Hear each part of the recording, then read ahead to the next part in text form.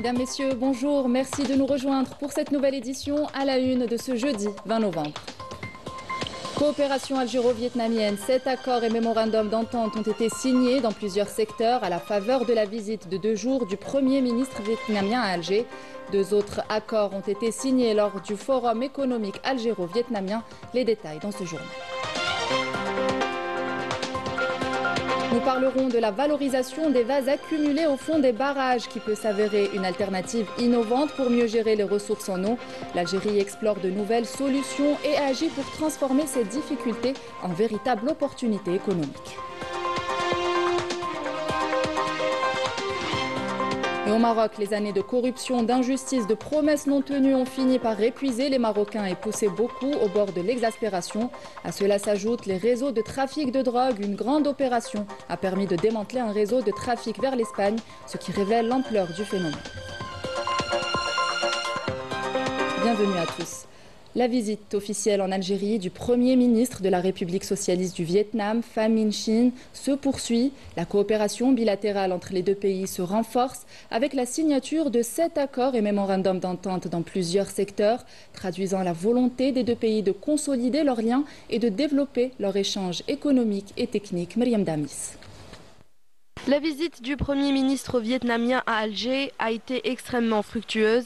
Des accords et des mémorandums d'entente dans plusieurs secteurs ont été signés, comme l'habitat et les finances, enregistrant ainsi des avancées majeures saluées par le Premier ministre Sifir Rieb, qui co-présidait la rencontre avec son homologue vietnamien. Je souhaiterais saisir cette occasion pour exprimer mon profond respect pour les avancées majeures réalisées par nos deux pays afin de renforcer la coopération dans divers domaines. Je tiens à réaffirmer l'engagement de l'Algérie sous la conduite du président Abdelmadjid Tebboune à travailler en étroite collaboration avec le gouvernement vietnamien pour renforcer davantage cette coopération dans le sens d'un partenariat stratégique. Je voudrais également souligner l'importance de tirer parti de la dynamique exceptionnelle de nos deux économies afin de soutenir ce partenariat. Enfin, je souhaite insister sur la nécessité de renforcer les passerelles de communication entre les hommes d'affaires et les institutions économiques des deux pays afin d'ouvrir de nouveaux horizons de coopération profitables et mutuellement bénéfiques. C'est dans cette perspective que les deux pays ont également conclu un accord de coopération dans le secteur de l'éducation. Un mémorandum d'entente a aussi été signé entre l'Université des sciences et de la technologie Hueri Boumedienne et l'Institut vietnamien des postes et télécommunications. Une déclaration d'intention a en outre été signée dans le secteur du commerce sur le lancement de négociations en vue d'un accord commercial bilatéral préférentiel. Il s'agit de promouvoir la coopération avec le Vietnam et de construire un partenariat diversifié à la hauteur des relations historiques qui lient les deux pays. Depuis 1962, les relations diplomatiques entre l'Algérie et le Vietnam sont fortes et dynamiques. Portées par une coopération fraternelle et des liens historiques profonds, nous n'oublierons jamais le soutien de l'Algérie à la révolution vietnamienne. Notre présence aujourd'hui en Algérie reflète l'importance des liens communs qui unissent nos deux pays. Cet accueil témoigne de la générosité et de la solidarité du peuple algérien qui a donné à des rues d'Alger et d'Oran les noms de grandes figures vietnamiennes. Ces avancées portent les relations bilatérales à un niveau supérieur et confirment la volonté des deux pays de bâtir une coopération solide. Elles s'inscrivent dans la démarche de l'Algérie visant à diversifier ses partenariats et à renforcer la coopération sud-sud. Le Vietnam, fort de son développement et de sa résilience historique, apparaît ainsi comme un partenaire de choix dans cette dynamique. Et plus de 200 opérateurs économiques, membres des deux gouvernements et hauts responsables ont pris part au Forum économique algéro-vietnamien organisé hier à Alger. En marge de cet événement, 2 accords ont été signés entre les deux parties. Le premier concerne le groupe Sonatrach et la compagnie Pietro Vietnam. Le second implique la société algérienne Siècle Food et Joint Stock Company. Les détails avec Walid Yousfi. C'est un forum économique qui réunit responsables gouvernementaux, opérateurs économiques et investisseurs algériens et vietnamiens.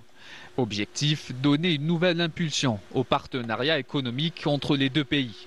En marge de cet événement, 2 accords ont été signés entre les deux parties. Le premier concerne le groupe Sonatrach et la compagnie Petro-Vietnam.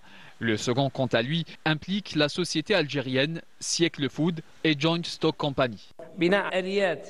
Mettre en place des mécanismes de coopération efficaces et durables qui renforcent le partenariat économique, notamment la création d'un conseil d'affaires algéro-vietnamien, lequel constituera une plateforme stratégique dédiée au renforcement des échanges et au renouvellement des opportunités d'investissement communes.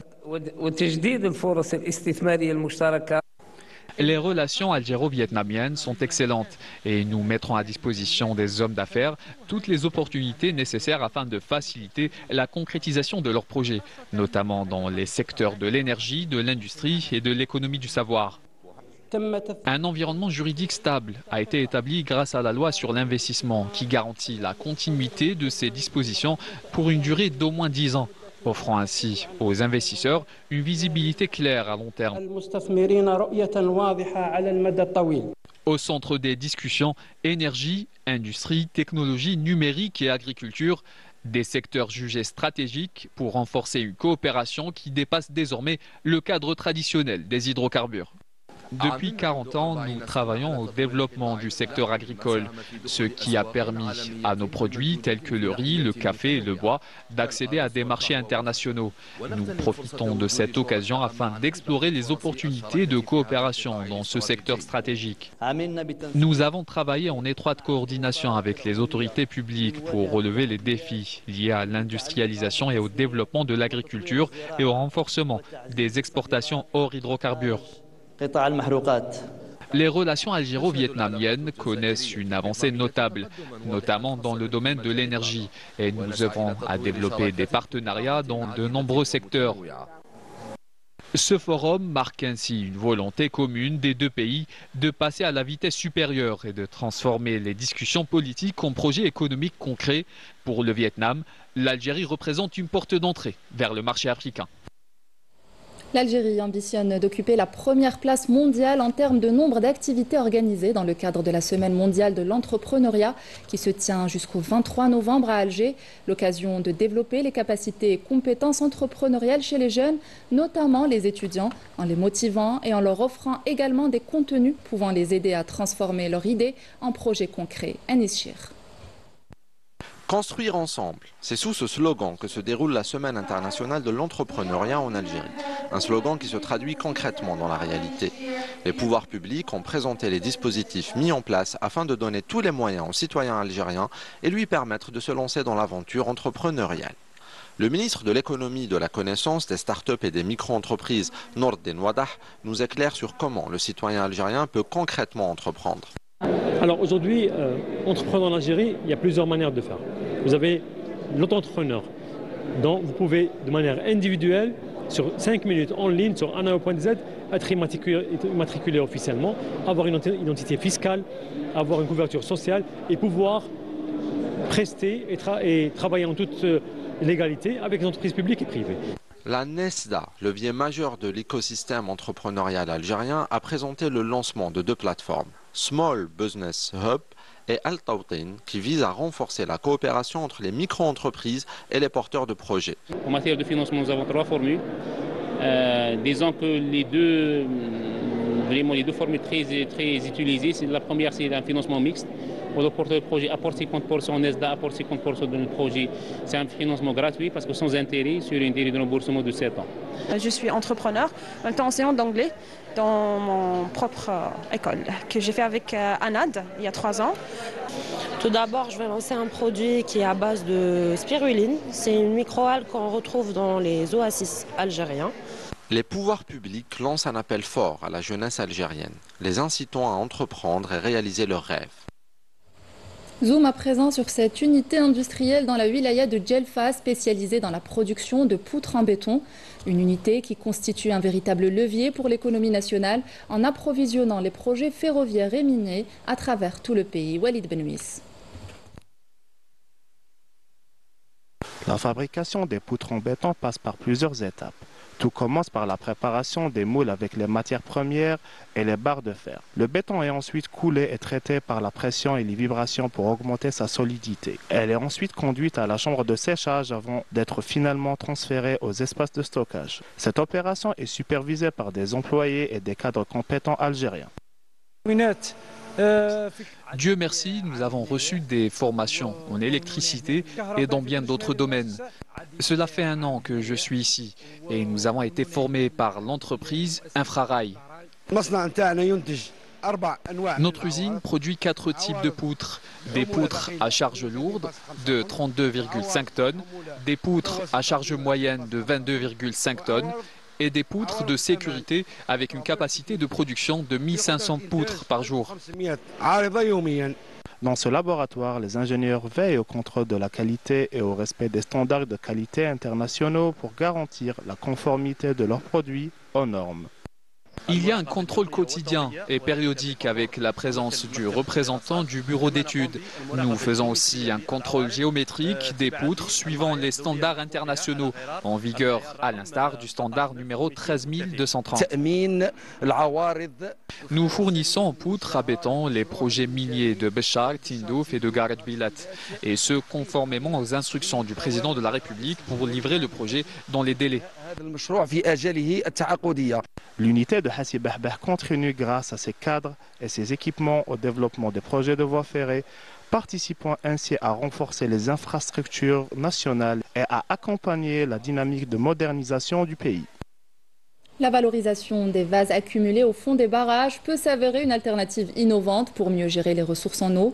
Face à la pression sur cette ressource, l'Algérie explore de nouvelles solutions et agit pour transformer cette difficulté en véritable opportunité économique, nous dit Amira Sefta dans ce reportage. Chaque année, les barrages perdent une partie de leur capacité de stockage à cause de l'envasement. Le volume total de sédiments accumulés pourrait représenter 16 à 18% de la capacité initiale des barrages, selon les estimations de l'ANBT.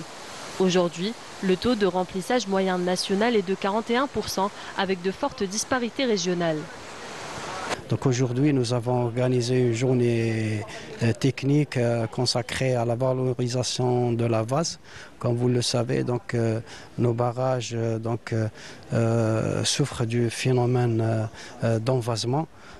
Et pour trouver des solutions pérennes et écologiques, donc on a fait appel à des chercheurs universitaires et des industriels pour transformer cette problématique en opportunité dans le domaine économique et même écologique. Au ministère de l'Hydraulique, chercheurs, experts et industriels se sont réunis pour passer de la contrainte à l'opportunité. Les chercheurs proposent des méthodes de dévasement durable capables de prolonger la vie des barrages et de mieux gérer cette matière longtemps considérée comme un déchet. Avec ces changements climatiques, c'est bien sûr c'est le barrage qui est ciblé. Donc il a une double réduction de la capacité par l'évaporation et par l'envasement. D'accord. Donc on s'intéresse surtout la journée à l'envasement des barrages. Et il y a 2 techniques possibles. Soit on surélève, soit on enlève la vase. Donc, on surélève, il y a pas mal de barrages en Algérie. On est toujours, l'Algérie, c'est le leader, le dévasement. Donc, il y a une dizaine de barrages qui ont été surélevés. Et on a prolongé encore la durée de vie. On a des barrages qui ont un siècle et demi, des barrages qui sont en exploitation actuellement. Le secteur industriel suit le mouvement. La cimenterie Holcim Algérie explore déjà l'intégration de ces vases dans un modèle d'économie circulaire. السدود تاعنا كما قدموها الخبراء يعني راهي Dans certains barrages, l'envasement dépasse les 50%. Au lieu de stocker de l'eau, on se retrouve donc à stocker de la vase. Nous avons prélevé un échantillon de vase du barrage de Mascara pour analyse. Les résultats ont montré qu'elle possède les mêmes caractéristiques que l'argile extraite directement de la nature. Nous avons pu valoriser près de 200 000 tonnes, ce qui est donc une expérience réussie.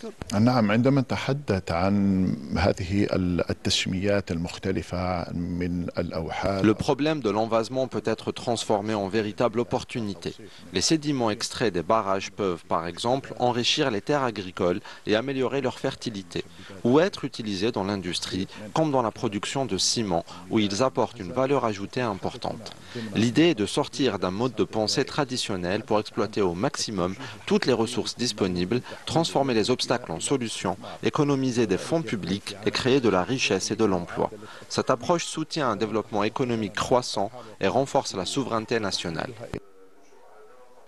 Entre recherche, innovation et industrie, l'Algérie transforme un défi environnemental en opportunité stratégique. Une approche circulaire qui pourrait révolutionner la gestion des ressources hydriques de notre pays. Dans l'actualité internationale, dans la bande de Gaza, l'entité sioniste poursuit ses agressions et viole ouvertement le cessez-le-feu. 3 Palestiniens ont été tués ce matin et plusieurs autres ont été blessés.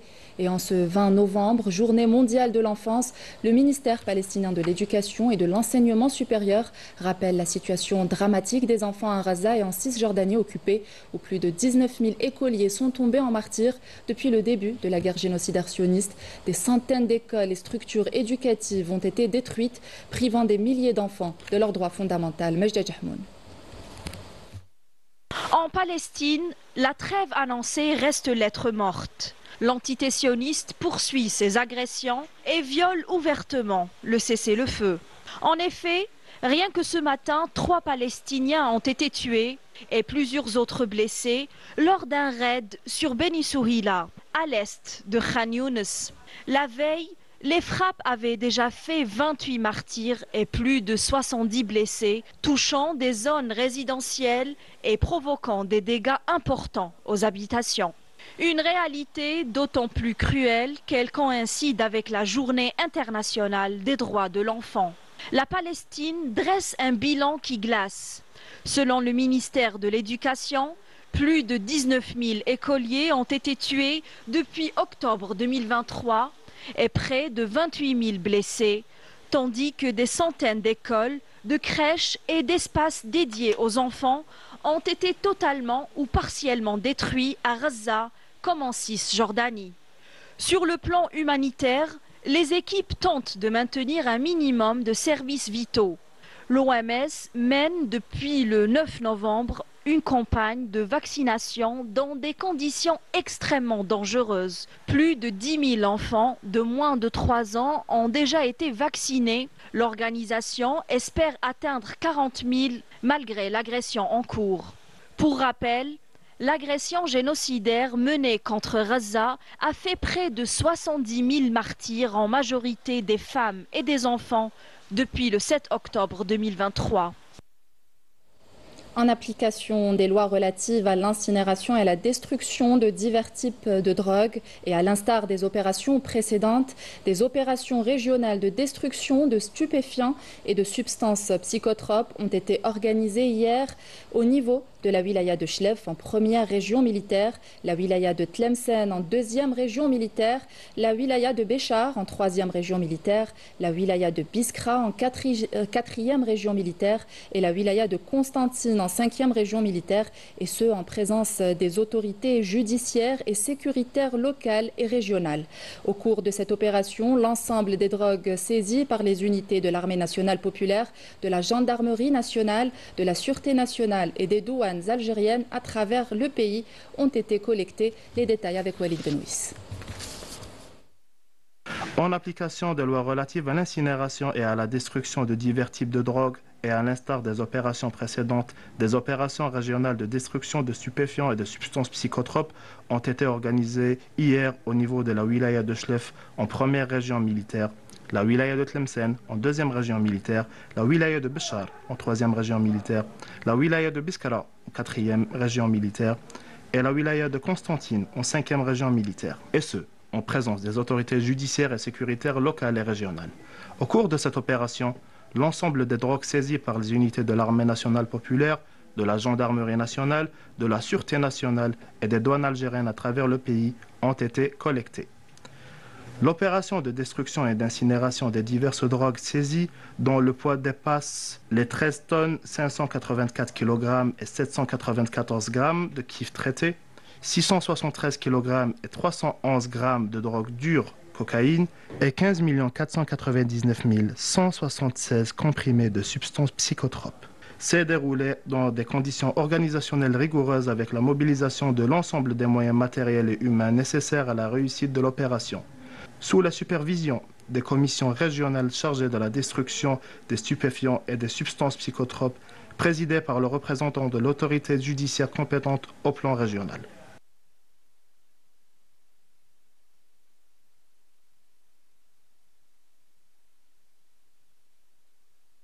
Il est à noter que l'ensemble des quantités saisies ont été acheminées depuis les différentes régions militaires où elles étaient initialement regroupées vers les centres de collecte. Chaque saisie a été pesée et inventoriée par les services de la police judiciaire représentés par les autorités judiciaires, la gendarmerie nationale et la sûreté nationale. Avant d'être acheminés vers les centres d'incinération et de destruction où les scellés ont été ouverts et les saisies inventoriées, pour entamer ensuite le processus de destruction de ces drogues conformément aux normes et techniques légales et dans le respect des conditions de sécurité et des mesures de protection de l'environnement.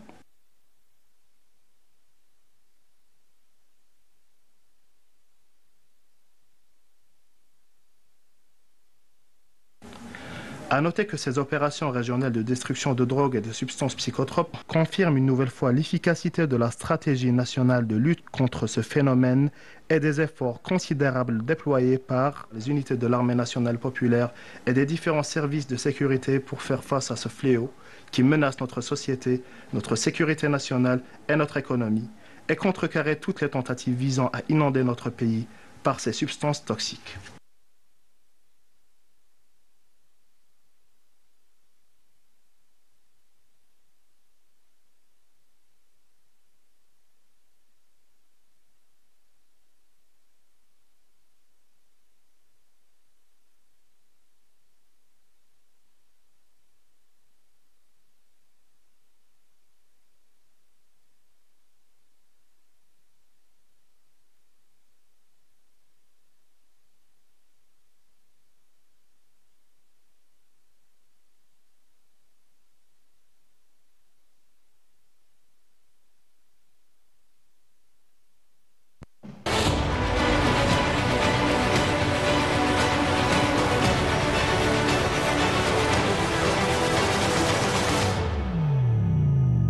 Au Maroc, les années de corruption, d'injustice, de promesses non tenues ont fini par épuiser les Marocains et pousser beaucoup au bord de l'exaspération. À cela s'ajoutent les réseaux de trafic de drogue. Récemment, une grande opération a permis de démanteler un réseau de trafic vers l'Espagne, ce qui révèle l'ampleur du phénomène. Raouf Hamouche. Au Maroc, le cannabis est partout. Les rapports internationaux le confirment. Le pays reste le premier producteur et exportateur de cette plante dans le monde. Récemment, une grande opération a permis de démanteler un réseau de trafic vers l'Espagne, révélant l'ampleur du phénomène. Le hashish, tu le trouves partout. C'est fait pour nous endormir, pour que les jeunes ne réclament pas leurs droits. Si tu fumes, tu restes silencieux et tu ne vois plus ce qui se passe autour de toi. Sur le terrain, une autre réalité s'impose. Dans plusieurs zones d'El Haouz, les habitants affirment que les promesses publiques n'ont jamais été tenues. Un lieu où les maisons fragilisées menacent de s'effondrer et où les chiffres officiels ne correspondent en rien à ce que les populations voient autour d'elles. Aujourd'hui, c'est le chaos à Al Haouz. Des maisons qui étaient debout menacent ruine. Demain, on dira que c'est nous qui n'avons pas voulu activer les procédures, alors que rien n'a été fait. On nous parle de 52 000 maisons reconstruites, mais comment? Où? Vous voyez, ces chiffres sont mensongers. La région d'Al Haouz tombe et on nous donne des statistiques qui n'ont rien à voir avec ce que nous vivons. Avec l'accumulation des échecs, il devient clair que les protestations croissantes ne sont pas de simples cris isolés, mais le résultat d'un long parcours de défaillance. Toujours à l'étranger, à Bilbao, un colloque international placé sous le thème contre l'oubli, les victimes de l'ère coloniale au Sahara occidental, a été organisé par la fondation Euskal Fonoda en coopération avec la représentation du Front populaire du Pays Basque et la municipalité de Bilbao pour dénoncer les disparitions forcées et les crimes commis au Sahara occidental. Les participants ont mis en lumière les crimes du colonisateur espagnol et de l'occupant marocain contre le peuple sahraoui sans défense. France. Le colloque qui a réuni des représentants de partis politiques, d'organisations, de la société civile espagnole et des chercheurs dans les domaines du droit et des droits de l'homme, ainsi que le président de l'association des familles de détenus et personnes disparues sahraouis, qui a souligné le rôle des conventions internationales dans la protection des droits humains afin de rendre justice aux disparus et enlevés sahraouis. Revenons dans le pays, direction à présent Oran où se déroulent depuis plusieurs jours les Olympiades des métiers. Plus de 500 jeunes venus de tout le pays rivalisent dans 44 spécialités allant des technologies modernes aux arts traditionnels. Ils sont déterminés à donner le meilleur d'eux-mêmes pour représenter l'Algérie lors des prochaines compétitions continentales et mondiales. Milad Hannin.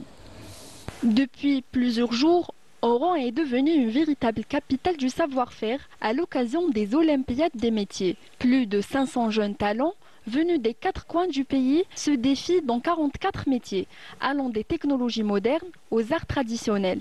Entre passion et précision, le travail de ces jeunes talents capte tous les regards. Nous venons participer aux Olympiades des métiers dans la spécialité ferronnerie artistique et soudure dans l'espoir de remporter la victoire. Nous participons dans la spécialité technique de production et fabrication mécanique et la compétition est très intense. La pression est forte. Nous avons déjà 2 médailles d'or et nous visons la 3e. Nous donnons le meilleur de nous-mêmes pour être parmi les premiers. Parallèlement aux compétitions, des ateliers pratiques et conférences spécialisées réunissent enseignants, formateurs et experts du métier pour dévoiler les nouvelles tendances du marché et les compétences que les jeunes devront maîtriser. Cela donne aux stagiaires de la confiance en eux et leur permet de développer leurs compétences pour l'avenir. Ces Olympiades encouragent les stagiaires de toutes les spécialités à fournir plus d'efforts et aussi à améliorer la qualité de leur formation. Les Olympiades des métiers 2025 mettent en lumière une jeunesse ambitieuse et créative. Ici se construisent les talents prêts à faire rayonner l'Algérie sur la scène internationale. C'est la fin de cette édition. Merci de l'avoir suivi. Excellente suite de programme sur notre chaîne. Au revoir.